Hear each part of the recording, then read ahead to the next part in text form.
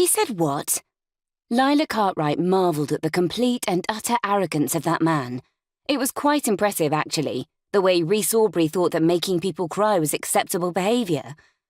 She stared at the students, huddled on her little sofa, one of them clutching a wilted tissue in her hands, another sitting as close to her as she could get, as if sharing warmth for comfort.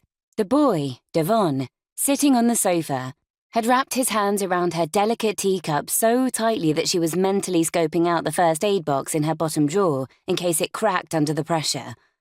Mr. Aubrey said that if we wanted to be real historians, then we should come up with some ideas of our own and stop wasting his time with regurgitated snippets that we don't understand. Devon said pensively. The girls nodded. I see, Lila smiled, ever the diplomat. But it's not just that, one of the girls, Ada, said. It's the way he talks to us, the way he looks at us, like we're not worth his time, like we're maggots. Her heart sank. Has he ever called you maggots? She shook her head. No, but it's like that's what he thinks. So, Lila reached for the tissue box and offered them around again. Firstly, thank you for bringing this to me. It must have been very difficult. You've been very brave. It's not the first time he's made Kerry cry. Devon waved a hand at the tissue clutcher. This time it was because he didn't like the font she'd used for her essay. Never mind his attractive, strong jaw and carefully curated hair, Rhys Aubrey was obviously a complete and utter arse. Who cared about stupid fonts? Lila leaned forward, engaging with the students, like all the good books told her to. It's not appropriate that you be upset in your seminars by your lecturers, okay?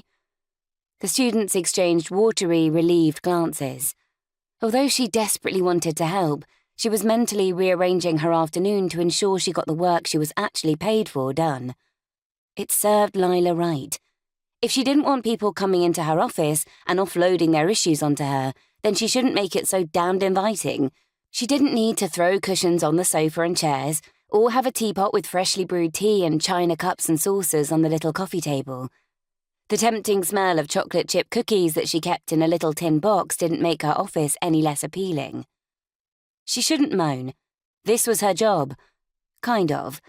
As the history department coordinator, she was there to listen to the students' trials and tribulations, to big sister them in their first year away from Mummy. Well, it was the unspoken part of her job.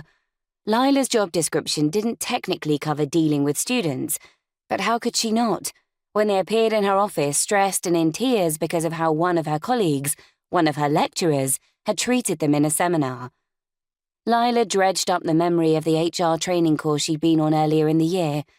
We've got a couple of ways we can move this forward. We can either deal with it formally or informally. It's up to you which route you choose, and I will support your decision. Lila's lips pulled into a comforting smile. If you want to make a formal complaint, I can email you the process of how to do that. Or you could ask me to deal with it informally. The students looked warily at each other. What would informally mean? Kerry sniffed.